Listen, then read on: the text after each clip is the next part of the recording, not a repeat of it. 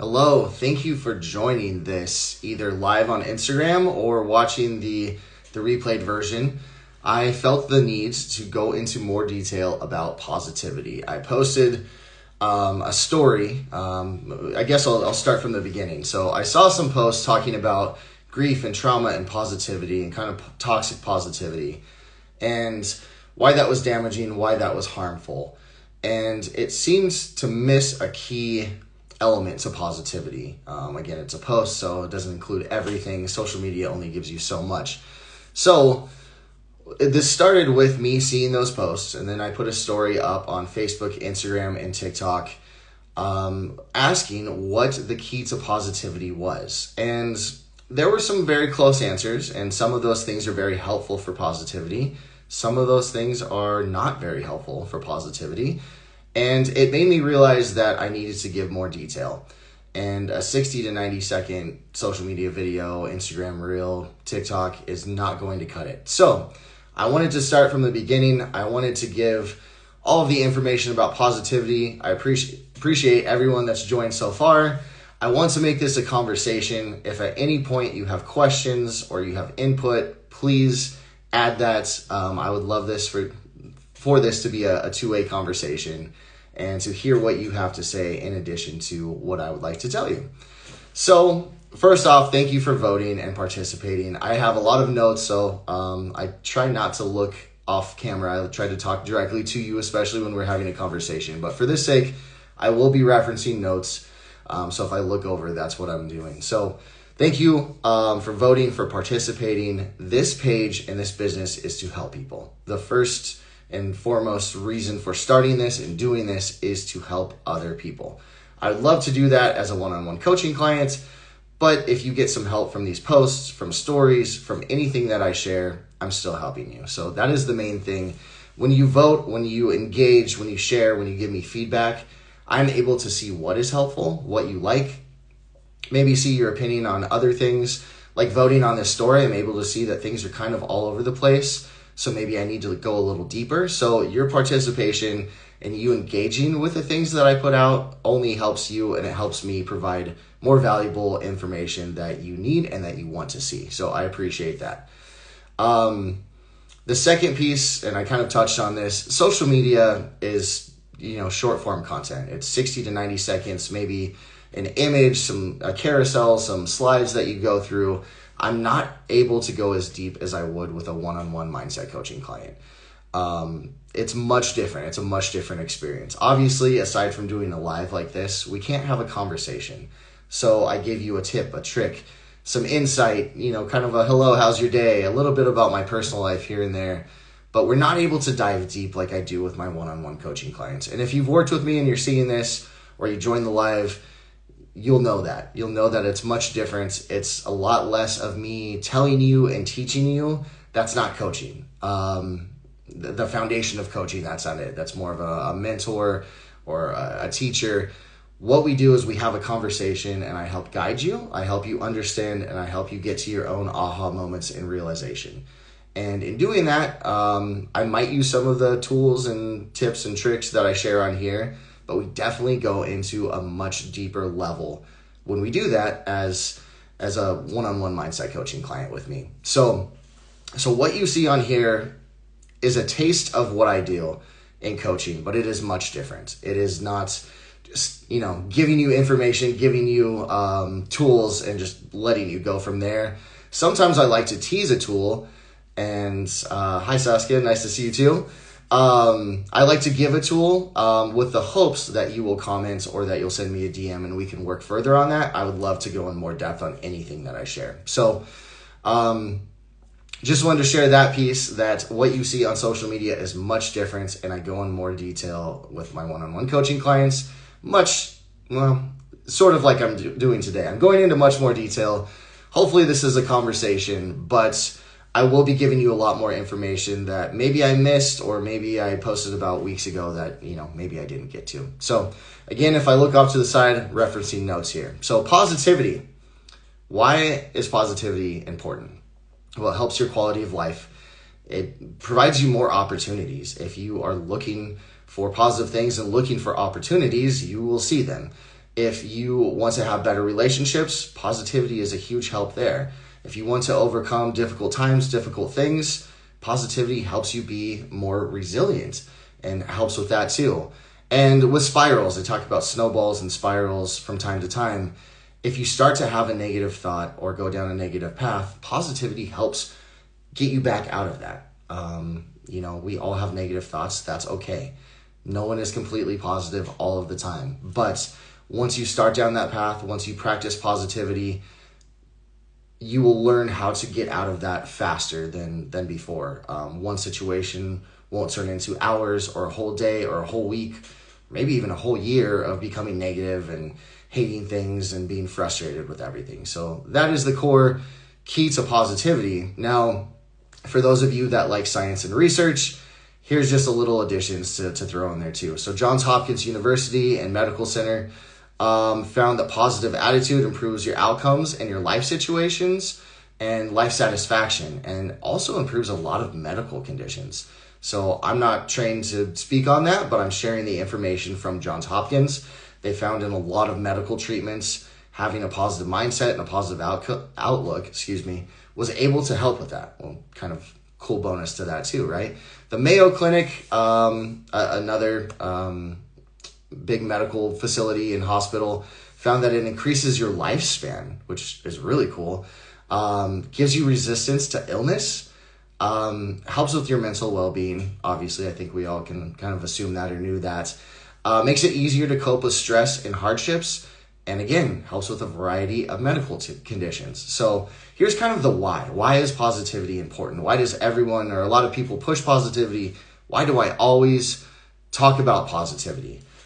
Great question, Saskia. The opinion on toxic positivity. I will definitely jump into that. I want to cover why it is, why it's important, and how it works. And then I might just jump right into that since you asked that question.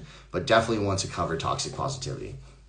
So, self-help industry and coaching. It's necessary, it's needed. They're huge industries for this reason, to help you learn how to change your life. And a big part of that is becoming more positive.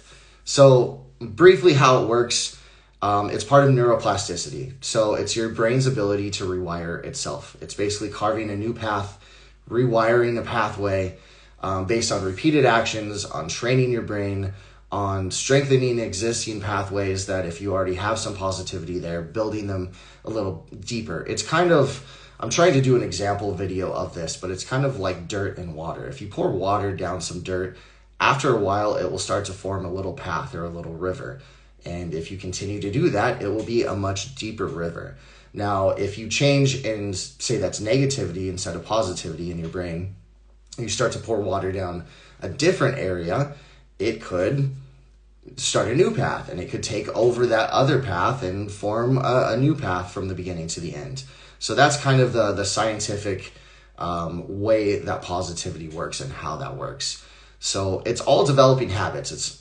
Consistency and practice is very important, but to me, my personal opinion, it is not the key to positivity, and I will touch on that.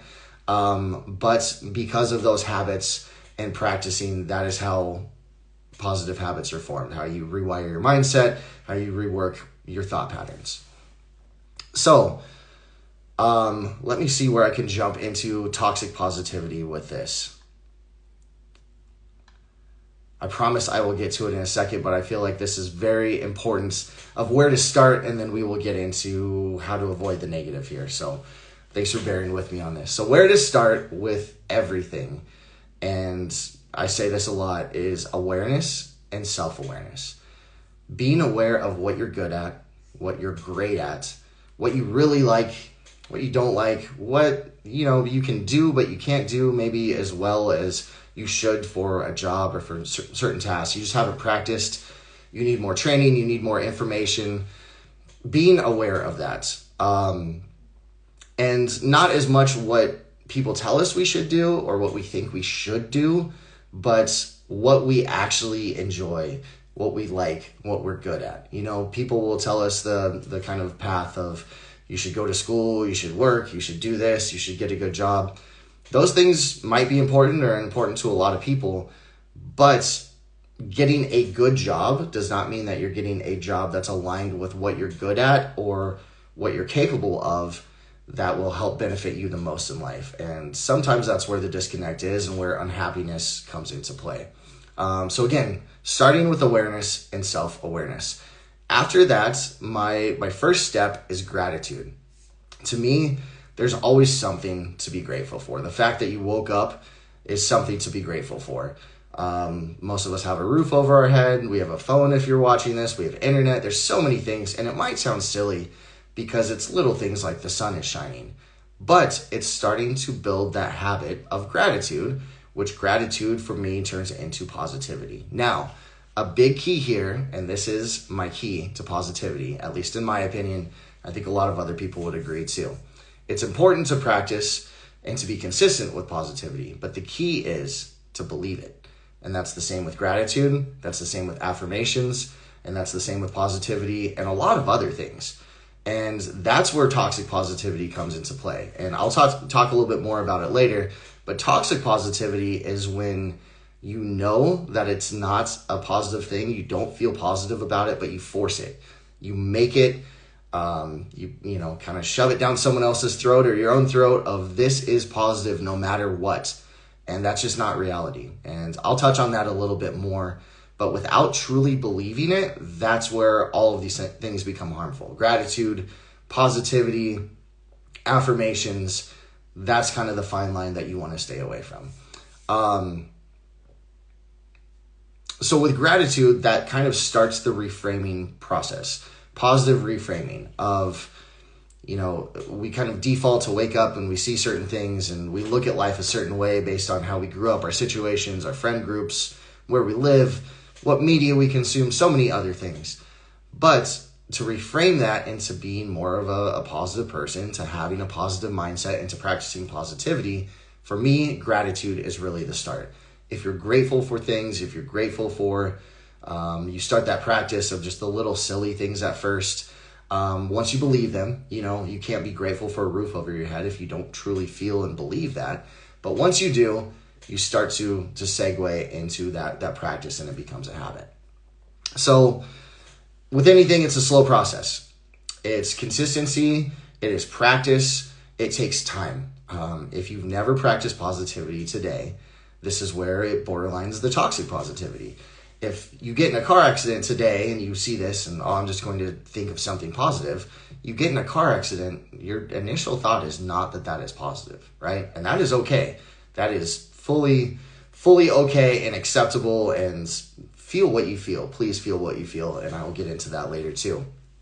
But it's a practice, so you can't just turn that on. You know, a car accident's kind of extreme, but even something like spilling a drink or spilling coffee, you're probably not going to make light of it or see a positive. You'll probably be frustrated or upset initially.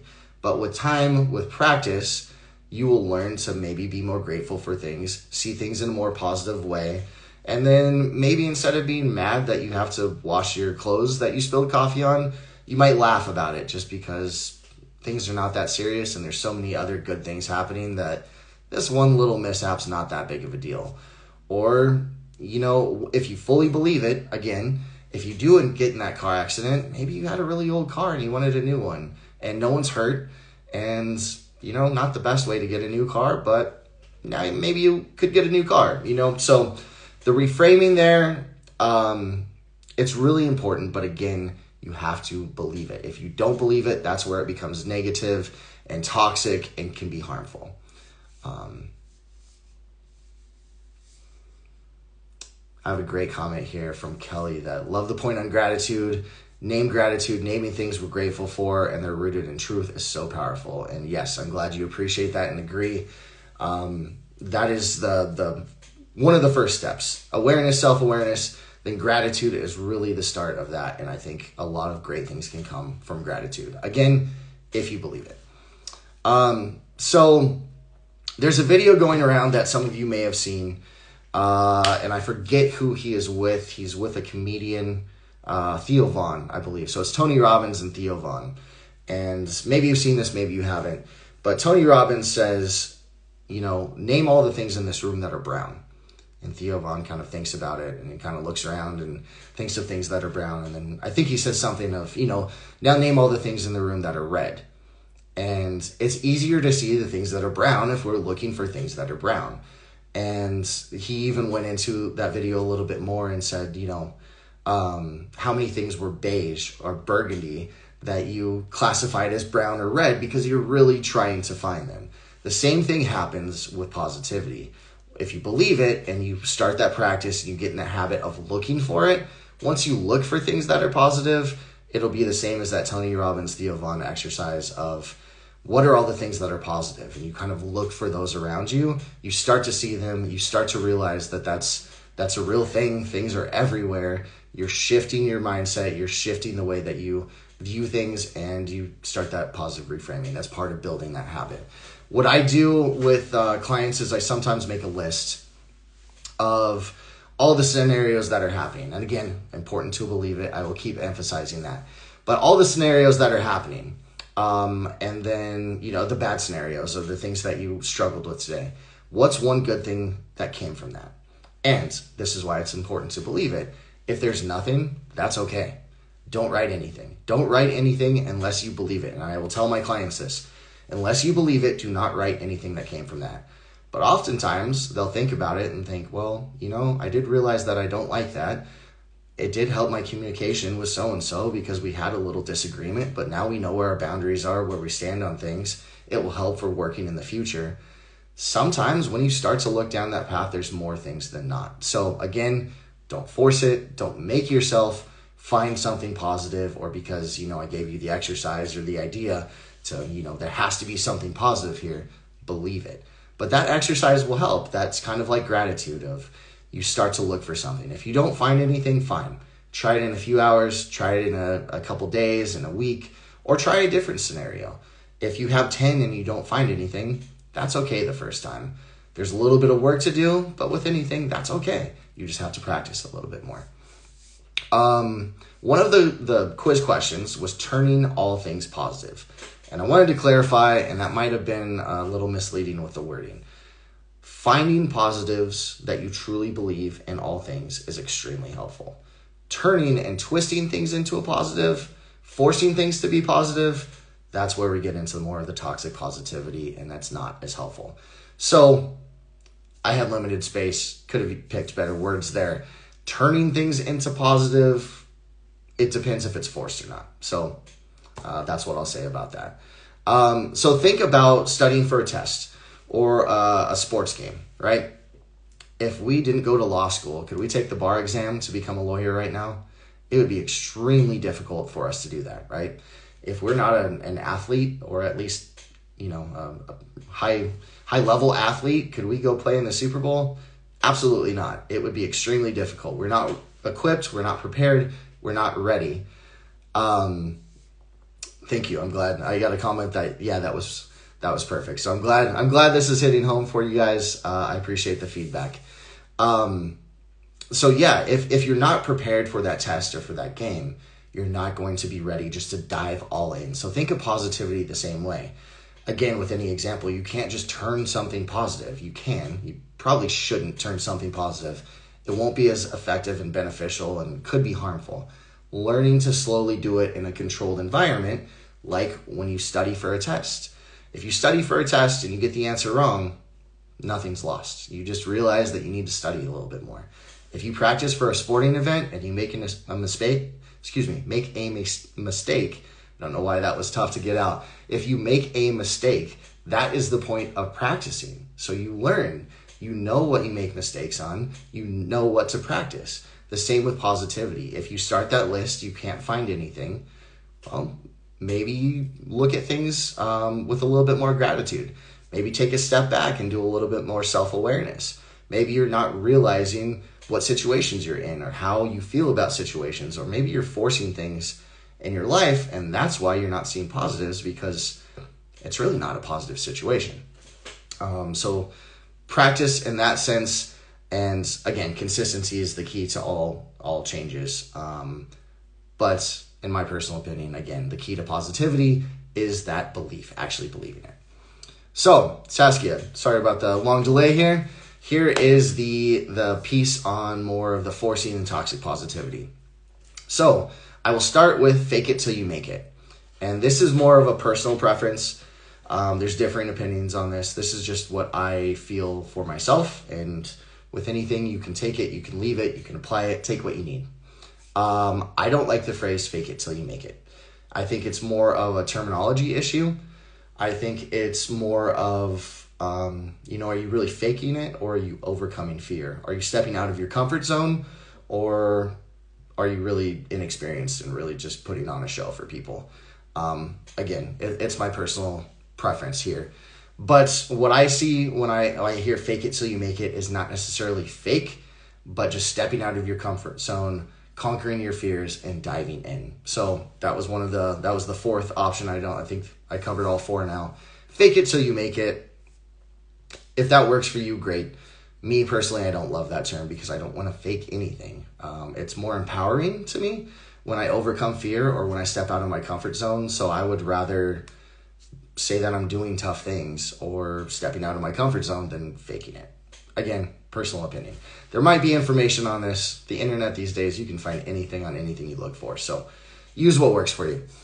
But forcing positive thoughts, especially when you're avoiding or escaping reality, when you're insisting on being positive, when it's definitely not appropriate, when you are prematurely giving positive thoughts right in the moment of something that is definitely not positive, and especially when you're dismissing or invalidating your own feelings and thoughts, feelings more so, or experiences or someone else's. If you invalidate those, you dismiss those don't matter, stay positive no matter what. It's when you believe, or say that something is positive when you really don't believe it, you don't feel it, but you do it anyway. That's toxic positivity as best as I can explain it to you. Got a comment that you agree on the fake it outlook. I'm glad you agree with that. Again, take what you need. I'm glad that hit home with you there. Toxic positivity examples from other people. And this kind of becomes a gray area. So I'll explain a little bit more here. When someone says just stay positive, that could be toxic positivity. Being negative won't help you. That could be toxic positivity. Good vibes only.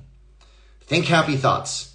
When someone shames negative emotions, why are you sad? Why are you angry? Why are you upset? Just be happy. That's probably the biggest one for me, is shaming negative emotions on this list. That is always 100% toxic positivity. And here are some that I say, and I'll go into this a little bit more, because it depends on context for some of these. Everything happens for a reason. Now, I fully believe that everything happens for a reason, and I've practiced gratitude and positivity for years, and I'm able to see and understand, and I have more of a spiritual understanding and connection to life that I don't talk about much on here, and that is why I believe that. Now, if you say, or I were to say, everything happens for a reason to someone and they don't get it or they don't grasp it, I would need to follow up with more information or why I said that, or, just kind of read the room, know who you're talking to. You can't just generally say everything happens for a reason if people don't believe it, because that's where it becomes toxic and harmful. Look on the bright side. I think it's very important to find good, to look on the bright side. But again, if you've never practiced this, if you're not ready for that, it's like joining the Super Bowl after not even working out, or taking the bar exam, which after never taking a law school class. You're not ready for that. And I think a lot of these other ones fit in there too. Good vibes only. I think people say good vibes only as a phrase. I don't think it's always toxic positivity. And again, this is just my opinion on this. I don't think it's always toxic positivity if you say it to the right people in the right context and the meaning behind it, right? So the person hearing it has to understand. I saw someone put a doormat up that said good vibes only. They're not faking, they're not forcing that you will only be happy entering their house, but they're putting out there to the world that they want good things. They want a good, positive, happy outlook, and they have that.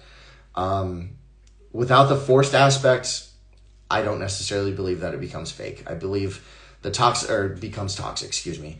I believe the toxic positivity is when it's forced, when it's fake, when it's shoved down your throat, when it's dismissing anything else that's going on and invalidating you and your experience.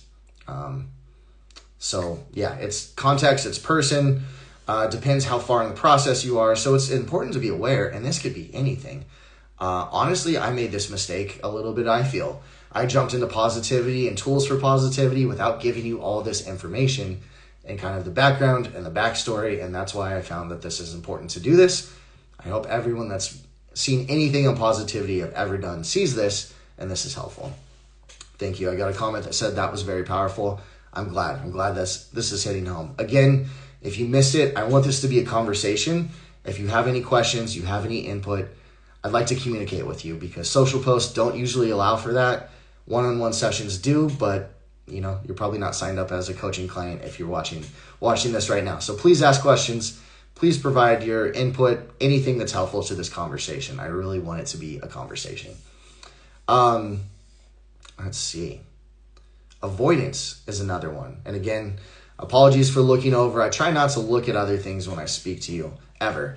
But I have a list, and this is very important stuff, so I don't want to miss anything. That's why I have a list here. So avoidance is another big one. Acting like everything is okay. Avoiding reality. Avoiding those emotions.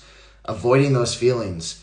You can be realistic and still have a positive mindset. If you're in a tough situation or things are not going good, you can still say, things aren't really good right now, but I'm going to be positive about it. I won't fake or force that I will be positive about it, but being negative might not help in this situation, depending on your relationship with positivity. It's important to always honor your emotions, even those negative emotions. And to me, emotions are indicators. So, fear is a real or perceived threat. It's a survival instinct for us. It tells us when there's an actual threat or a dangerous situation or something we view as a threat. So it's super important. Joy gives us, or happiness, we like that. We're having fun. Again, with awareness and self-awareness, it's good to know that. If we experience joy and happiness, that's good. It's a good indicator that we are enjoying what we're doing, and it's good to take note of that. Again, these are just signals. It's good to pay attention to them and understand what they are trying to tell us.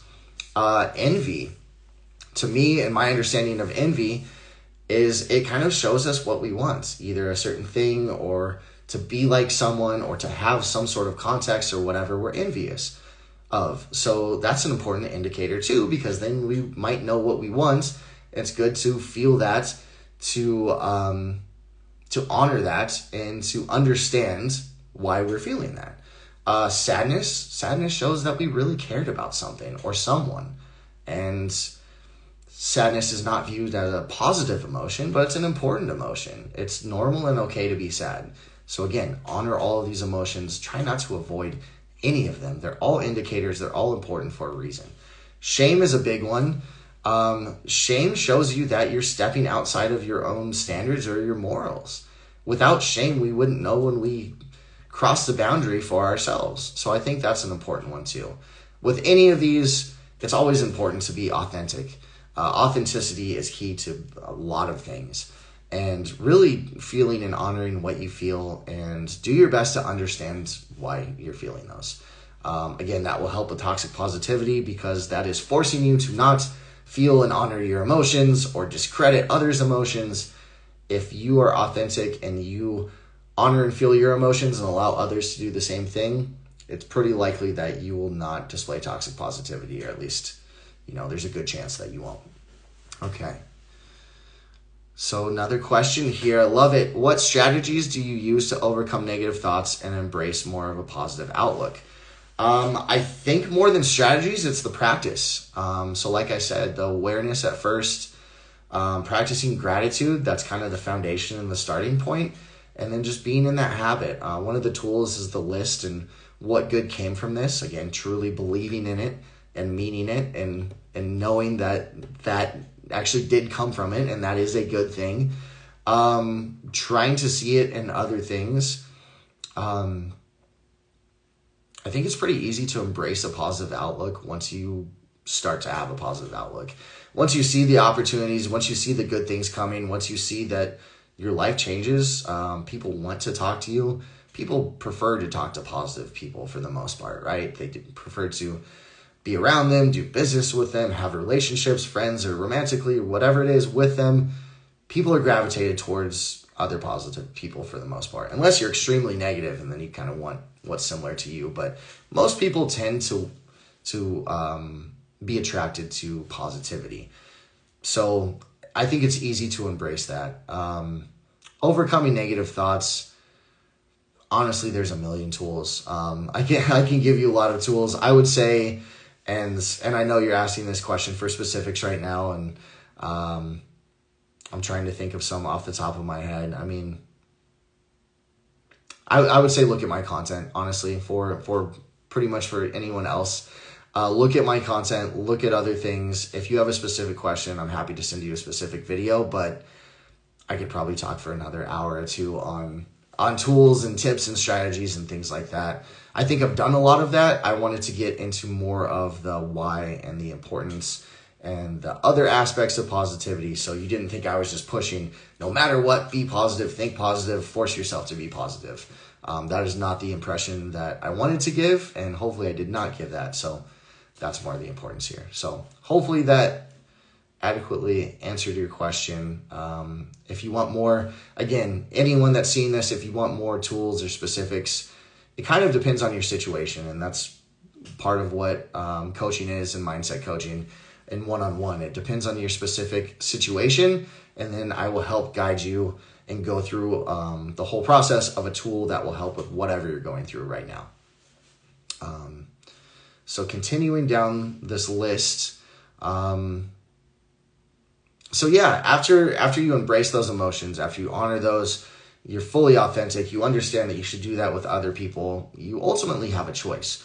So after you feel and honor the emotions, you understand maybe what they're indicating to you. After you're done with that process, and only after you're done with that process, can you move on to what you decide to do, right? So toxic positivity would be more of, maybe you're stuck in a situation of sadness and you're forcing yourself to go find positive things. That could be a little toxic if you haven't fully felt, honored, observed, understood that sadness. But once you're past that, once you do understand that at some level, you have the choice for whatever action you take. You can allow one little thing to snowball and to become a much bigger thing, ruining hours or your whole day or your whole week, like I touched on earlier. I don't know why I love the term snowball. I moved to Arizona to get away from the snow, but I think a visual, it gives a good visual of how things work, positive or negative.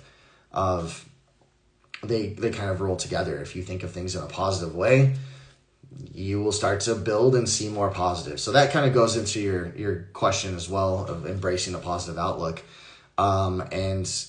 If you see things in a negative way, it could do the same. So catching yourself, awareness, I just saw a comment, the choice aspect, choosing to be positive, choosing to look at things in that way. I think that's a huge help and a huge start. And then I want to touch upon what started this. So the initial posts about grief and trauma and how positivity won't help you overcome those things. And I saw that from some people that follow this page and sometimes engage, and that's okay. We can have, you can think both, honestly. And I said in my story that my opinion of this might be shocking to you because honestly, I agree with you. And that might be surprising. But I think when it comes to grief and to trauma,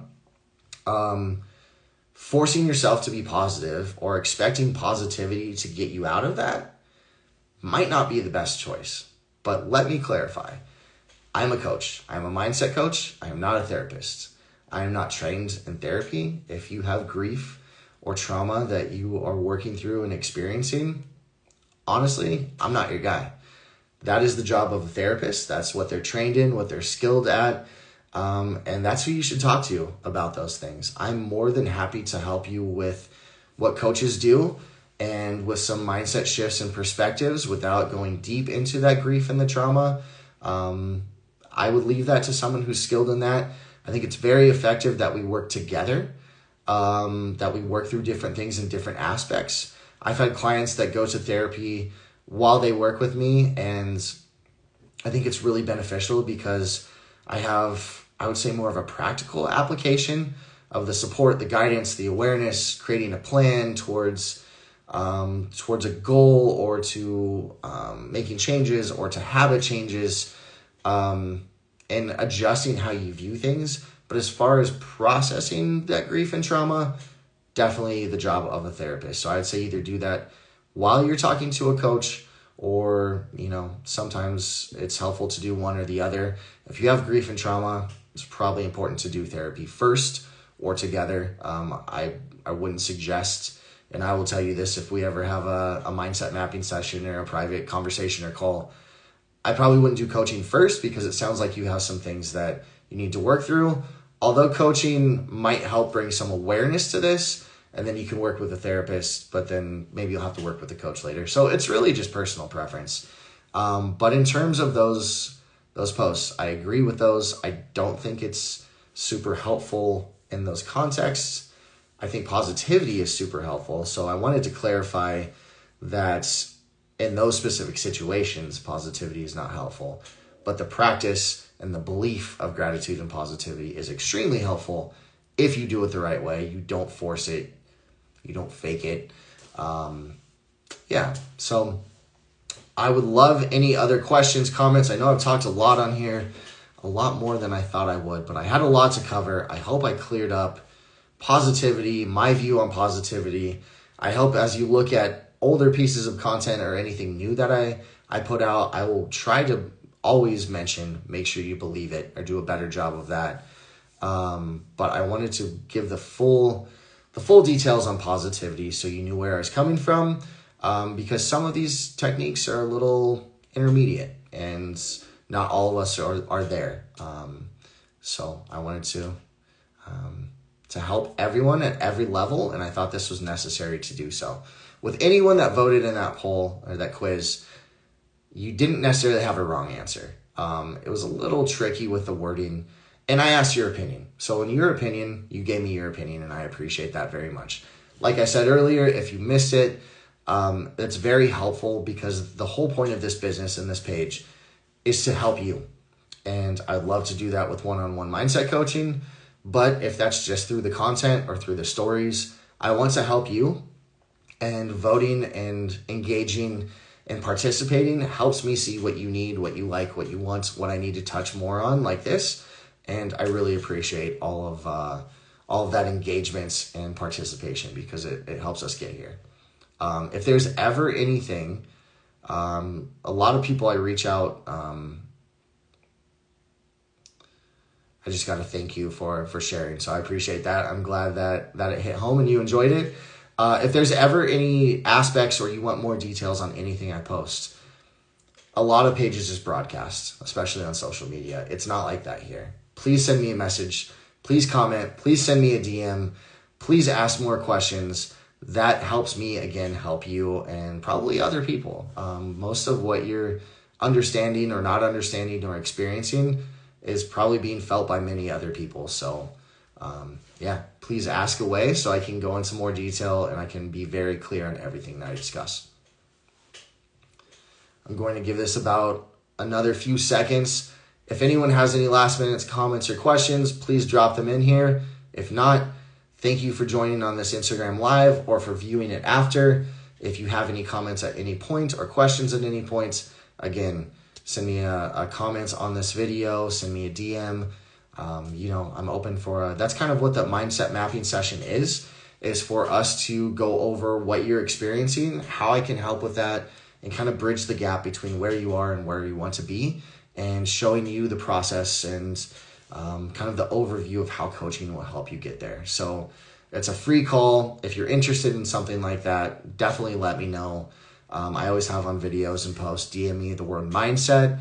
If you send me the word mindset, that indicates to me that you're interested in setting one of those free calls up. There's no obligation. I don't want to force you to work with me if you're not ready or don't want to work with me. If it's more of a grief and trauma thing, I might not be your person anyway, and I'm happy to tell you that. Again, the main goal is to help. So if I'm not the one to help, I'm more than happy to find you someone that can help, and then maybe I can help you in the future. Okay, well, thank you everyone for joining. I appreciate all of your feedback, and hopefully positivity is much more clear now. If not, please let me know, and I'm happy to clarify.